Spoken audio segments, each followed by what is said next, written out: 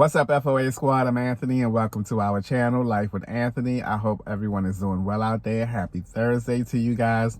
All right, guys, so today I just wanted to do a follow-up on my last video. Generated so many different, I guess, thoughts from you guys on, what I said in the video. So I thought I'd come on and kind of give you guys a quick update about that.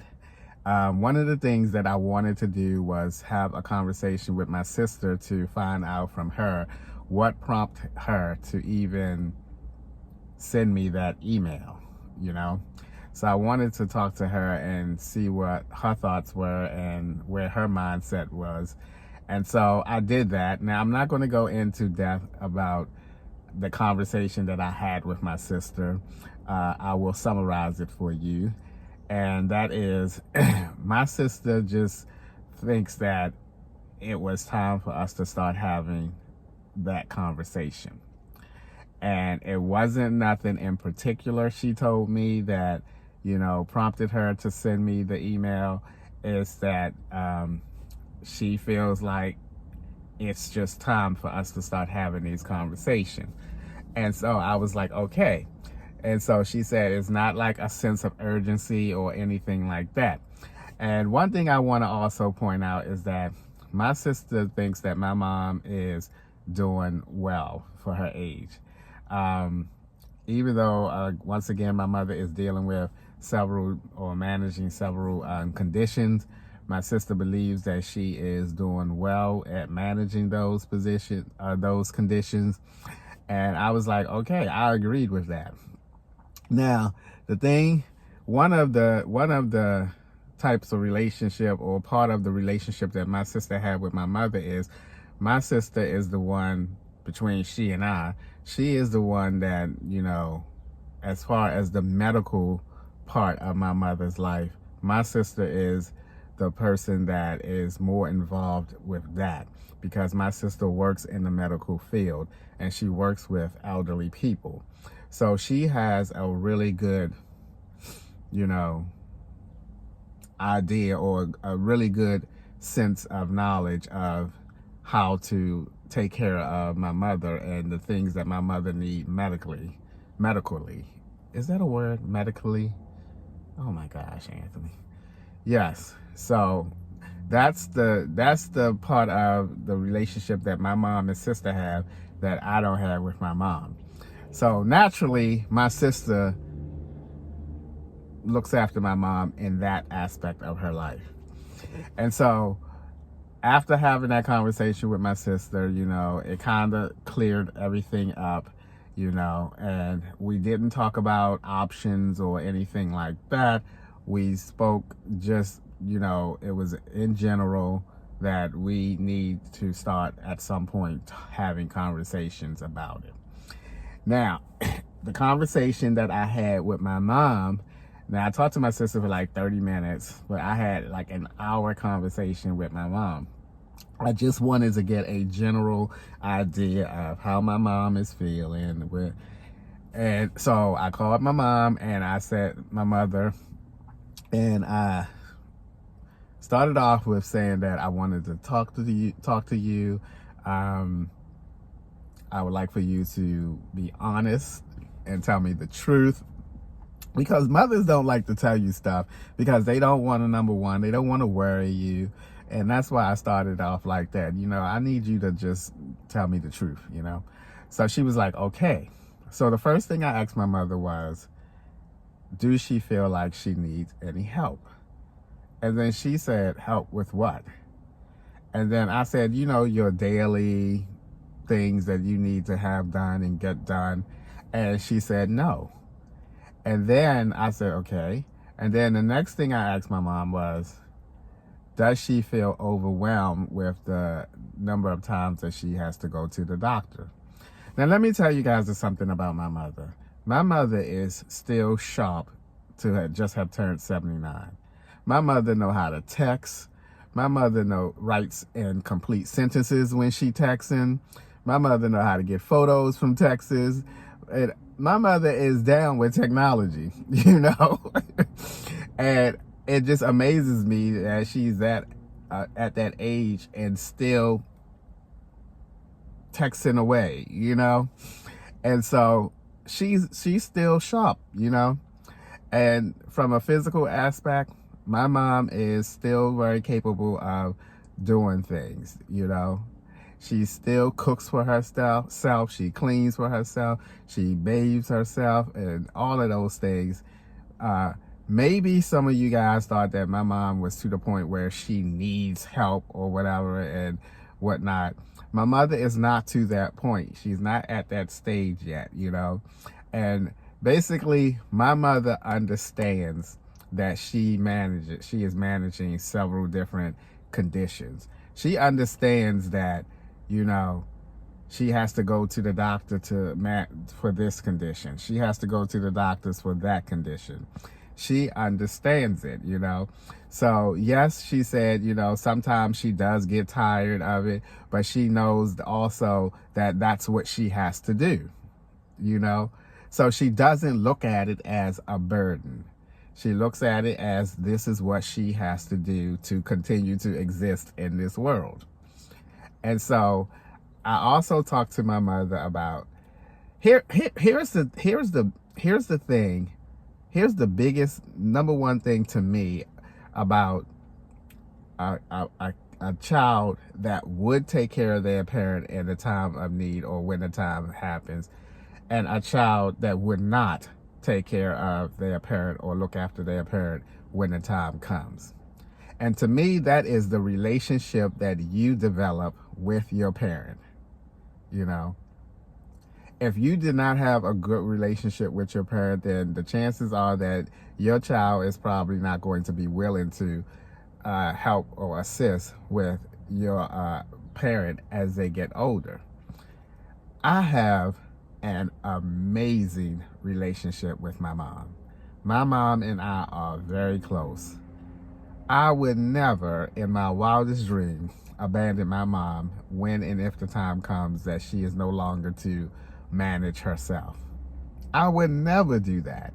And that's why some of the comments were offensive to me, but I kind of brushed it off a little bit because I know for a fact that most of those comments are from people who recently joined the channel, who doesn't know my story, doesn't know my path, my journey, doesn't know my relationship with my mom and my family.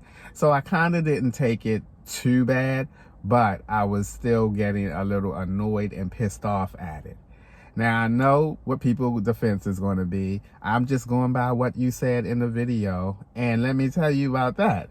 I never, not one time in that video said I was not going to help my mother when the time comes for it. I never said that. So I was a little confused at the conclusion that some people came to. I mean, I said in that video that I am my number one priority, and I still stand by that 1,000%. I am my number one priority. I don't have kids. I don't have a significant other. I have to look after me. And why can't I do both?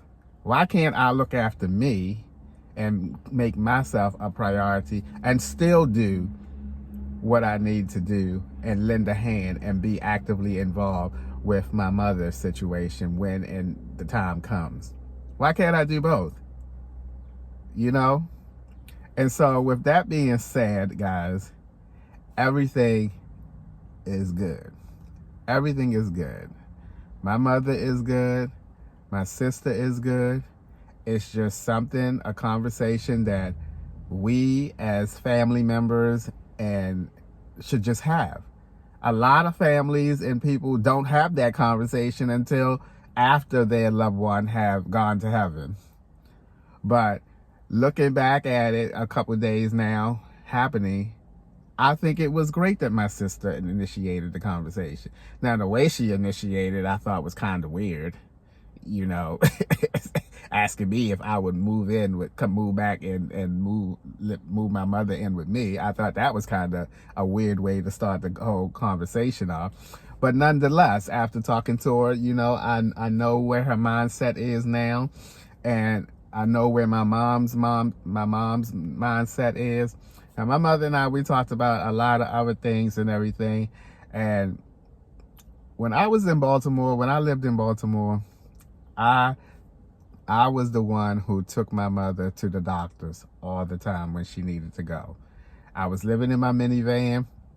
I would take her to the doctor, go park somewhere, hang out in my minivan. She would call me and I would go get her and take her back home. Sometimes we go out and eat lunch, you know. I always took my mother to the movies. I enjoy spending time with my mom. We went to eat, and that's the part of the relationship that my mom and I have when I was in Baltimore. You know, I hung out with my mother almost every weekend. I went to see my mother often, you know. I love my mother very much, and there is no way in hell that I would abandon my mother. No way in hell.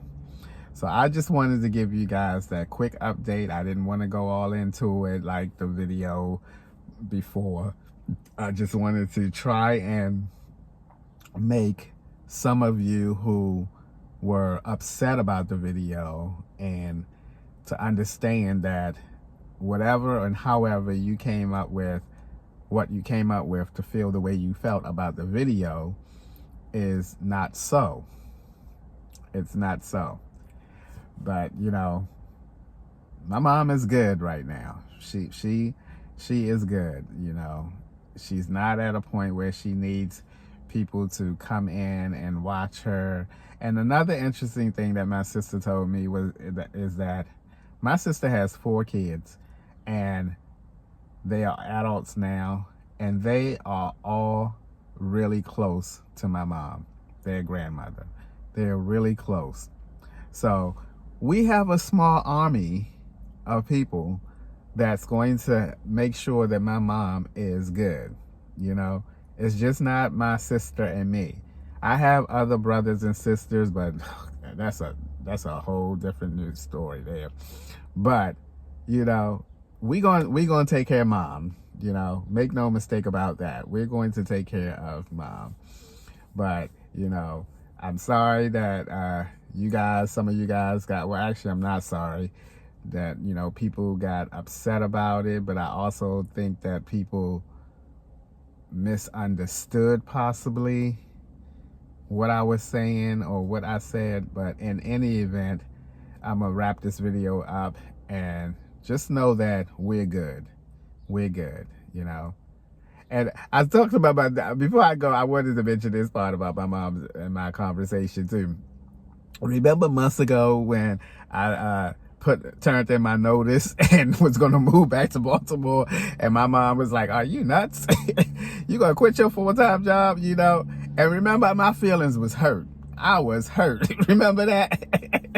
And someone said that in a video, I mean, in the comments. I can't remember who it was. I should have looked it up before I started the video.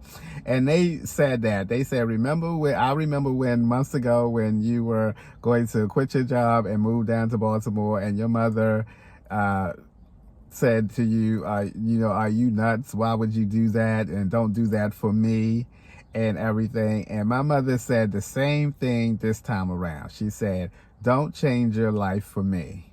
You know, don't change your life around for me." And that person also said in her comment that, you know, she believes that that was the moment that allowed me to start focusing on my life and continue to get my life in order and get my life where I wanted to be. And I got that same clarity after having that conversation with my mom this time around. My mom feels like she's okay, and she feels like she is not in need of that type of help right now. And she wants me to continue to work on my life and get my life to where I want it to be. And that's exactly what I'm going to do. And, I wanted to put that out there too. And I'm glad I remembered to share that part because that was important. My mother hurt my feelings, boy. I'm serious, boy. I was like, I remember I made that video. I was like, what? What kind of response is that? Oh my God, my feelings were so hurt. Oh, my mother said, are you nuts? Boy, you better stay your behind up there and work. And she still is not in favor of me working part-time. She's still not in favor of that. She's like, man, you better keep on working and making that money. So, I don't know. Anyway, guys, that's going to be a wrap for today's video. I hope that kind of clarify some things or clear the air with some things for those of you who were upset about it. And some of y'all wrote me some not so nice messages, comments. I was like, oh my God, really? And I had to change my personality on some of you guys. Some of you guys I had to give a good tongue lashing to, because I don't know who you think you were talking to. Alright guys, that's going to be a wrap for today's video. As always, thanks for taking a few minutes out of your day to watch my videos. I appreciate you guys, you know that, and I'll see you guys the next time.